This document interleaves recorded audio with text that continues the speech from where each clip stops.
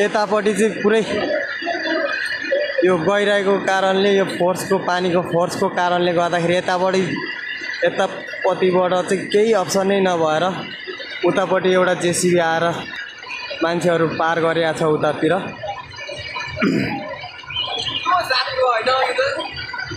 अब यो ठुलो जेसीबीले चाहिँ अलिकता ल्याएको छ यो ठुलोवाला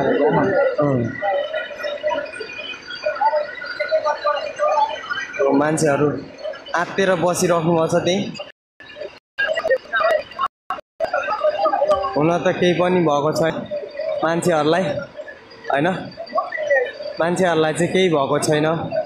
धन्न किसिमले आत्ते खोल्ले है पानी छिरेर त होला नि सबै आधी बस भरिसक्यो पानीले। तर हेर्न ब्याट्री कस्तो बलियो होला कि अझै नि चलिरहेको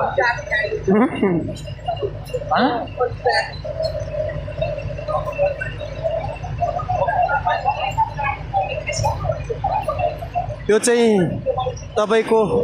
नारायणघाटबाट महेन्द्र राजमार्ग हाइवे दुम्कीबास र हंसी सिमेन्टको बिचमा रहेको विनय पुल है साथीहरू। यो चाहिँ भिडियो चाहिँ सक्दो सेयर गरेर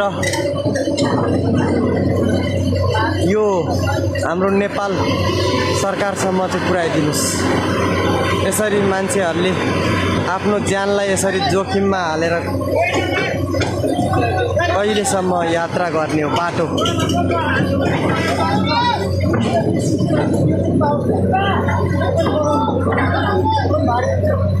अब पानीलाई चाहिँ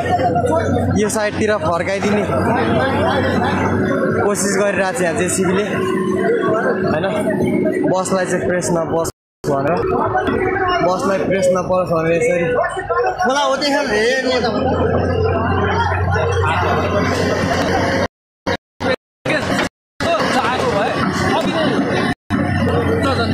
सुरुमा त राम्रै थियो नि, थिएन नि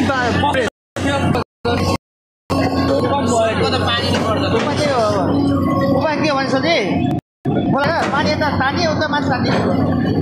तानिए यही हो क्या ट्रेन हो क्या। यस्तो फर्स्ट देखेको मात्रै मैले पनि फर्स्टचोटि लाइफमा हो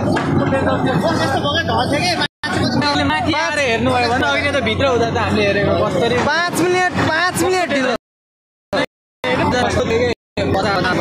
5 मिनट फास्ट भयो। हामी पनि त्यही उ त्यो अहिले जुन त्यहाँ पर जेसीबी छ नि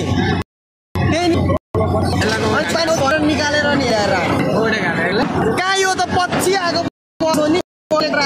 लास्टमा ल्याम्मै फस्यो के पानी आइसक्यो त्यहाँ चाहिँ अनि पानी आउँछ नि आएको यो। अनि यताबाट पनि आएको थिएन उताबाट पनि आएको थिएन कि बस गाडीहरू। बस चाहिँ अनि कहाँबाट रन्केर आएछ अनि नआइज पानी आयो माथिबाट भन्दै पनि अलि छिपछिप आइसकेको थियो कि खेल्दो बस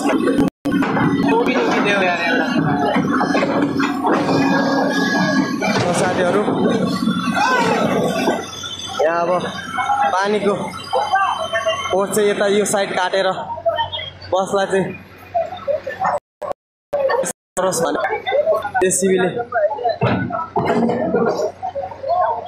जेसीबीले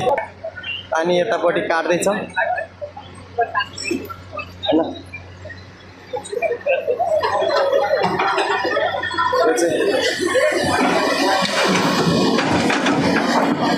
मान्छे निकाल्ने कोसिस भइरहेछ। आधी मान्छे चाहिँ उतापट्टि जेसीबीले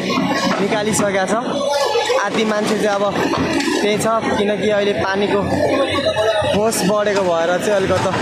गाह्रो भइदियो हो। मान्छे चाहिँ सकुशल ठिकै छ अहिलेसम्म।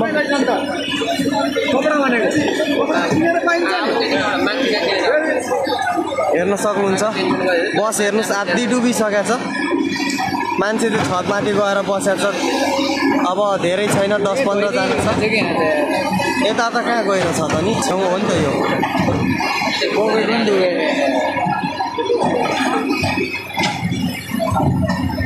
निकाल्ने कोसिस भइरहेछ। त्यहाँ मान्छेहरू उतापट्टिबाट जेसीबीले आधी मान्छे चाहिँ उतापट्टि पास गरिसकेको छ जेसीबी उताबाट आएर हैन तपाईहरु यो बाटो कसले बनाउने हो कहिलेसम्म यसरी जनताले दुःख बाटोको कारणले पाउने त्यो चाहिँ मान्छेसम्म चाहिँ शेयर गरिदिनु होला है गाइस हेर्नुहोस् साथीहरु यो चाहिँ मैले फर्स्ट टाइम देखेँ हैन भन्दै पनि गाडीवालाको ड्राइभर हैन अब बाटोमा पानी आइसक्यो भन्दै पनि आइदियो उताबाट पनि आएको थिएन यताबाट पनि आएको थिएन गाडीहरु चाहिँ बस चाहिँ कहाँबाट आइदियो अगाडि भएको गाडीहरु उतै बसिरहेको थियो तर बस चाहिँ ओभरटेक गरेर आइदिएर सिधै छिराइदियो यो यहाँ चाहिँ अब दुईटाले अर्को एउटा आएर यहाँ चाहिँ पानीलाई यता काट्ने कोसिस भइरहेछ हैन यहाँ चाहिँ अब तीनटा जेसीबी गाडी भएर नबगाउँछ मान्छे त मान्छे हो गाडी नबगाउँछ त्यही भएर यसरी यता काटाएर रात हुँदैन यतिकै हेर्नुहोस् साथीहरु नेपालमा बाटोको हालत यस्तो छ अनि कहाँबाट देश उभो लाग्छ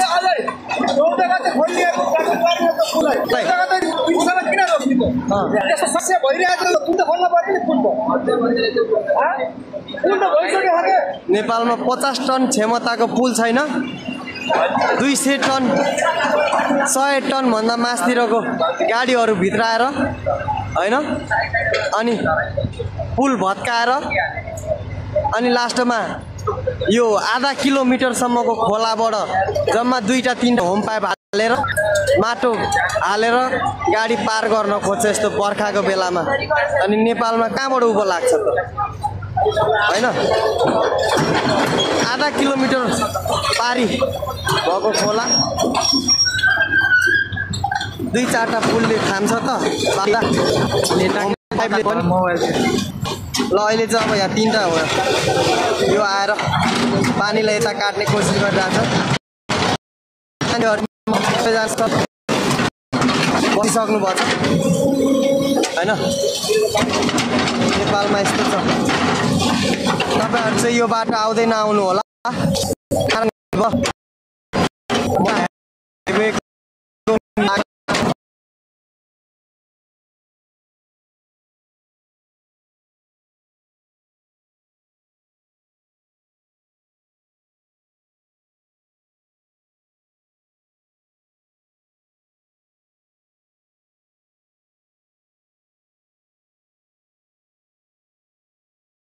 चाहिँ सकेसम्म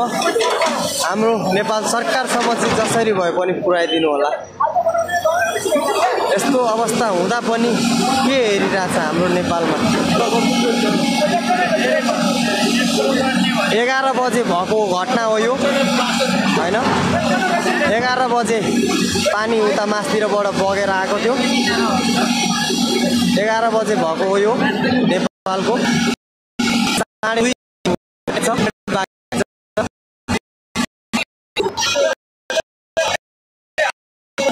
हत्केपछि जनताले यति दुःख पाछन् यो बाटोको कारणले दाउनेको जाम दुम्कीबासको जाम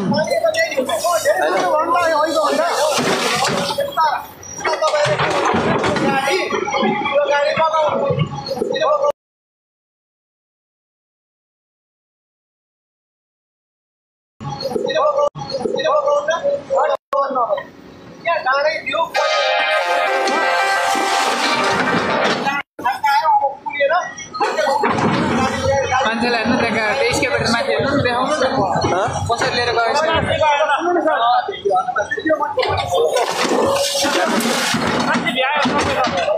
यहाँ चाहिँ मान्छे स्केपेटर माथि ब्याग हो ब्याग दाइ ब्याग लगिरहेछ हैन स्केपेटर माथि त्यसरी लगिरहेछ मान्छेहरूलाई चाहिँ पार गराइरहेछ हैन हेर्नु सक्नुहुन्छ तपाईहरुले स्का भेक्टरको ड्राइभरले चाहिँ आज धेरै ठुलो काम गरेछ त्यो स्का भेक्टरको ड्राइभरले चाहिँ हैन उता तलतिर छाम्दै कहाँ छ गहिरो कहाँ छ उच्चा भन्दै छाम्दै यहाँ बससम्म आएर चाहिँ मान्छेहरूलाई पार गर्नलाई सहयोग गरेछ हैन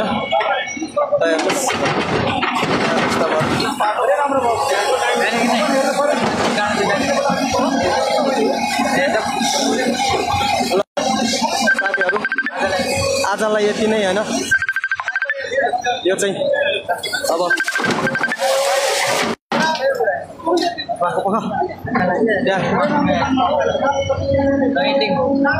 खानै खाएको छुइनँ त्यही छ गाडीमा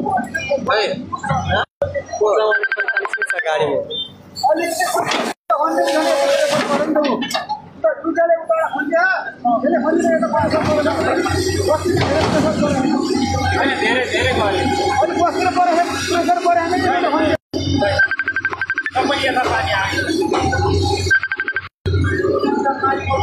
मान्छे चाहिँ सबै सकुशल पार भइसकेको छ साथीहरू हैन अब यो बसलाई चाहिँ अब पानीले ठेलेको छैन जहाँको त्यही छ मान्छेहरू चाहिँ सेफ्टी भइसक्यो हैन अब चाहिँ आजलाई चाहिँ यति नै गर्न चाहन्छु म हैन रातिको 2:30 बज्यो आज चाहिँ यस्तो अवस्था देखिया छ आँखै अगाडि पानी आएर बाढीले बसलाई लगिदिएको विनयको दुम्कीबासको पुलमा हैन दुम्कीबासको विनय पुलमा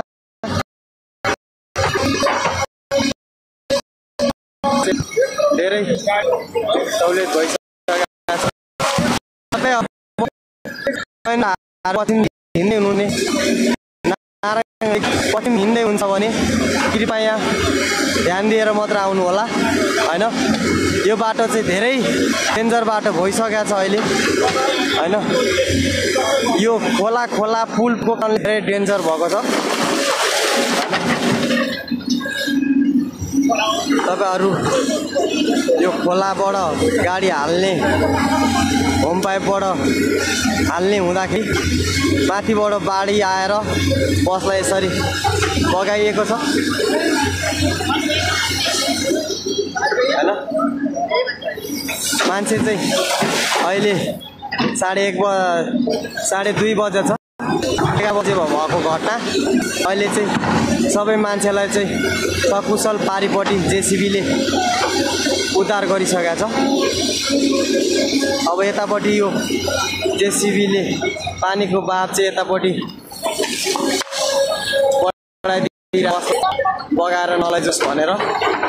हैन हुन चाहिँ बस अड्किसकेको छ त्यहाँ किनकि डाँडा थियो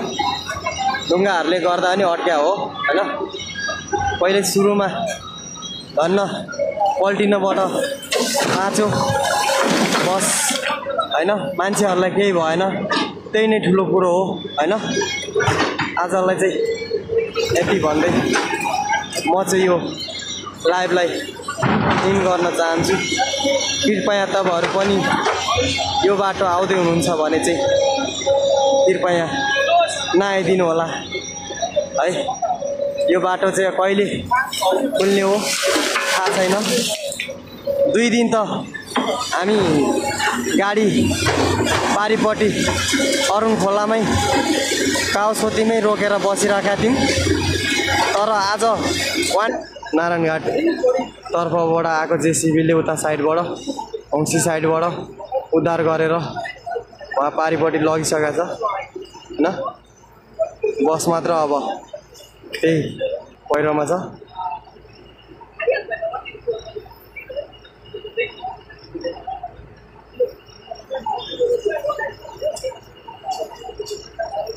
हजुर यो अहिलेको लाइभ भइराछ अहिलेको होइन होला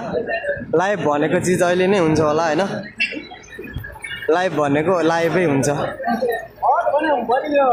मान्छेहरु चाहिँ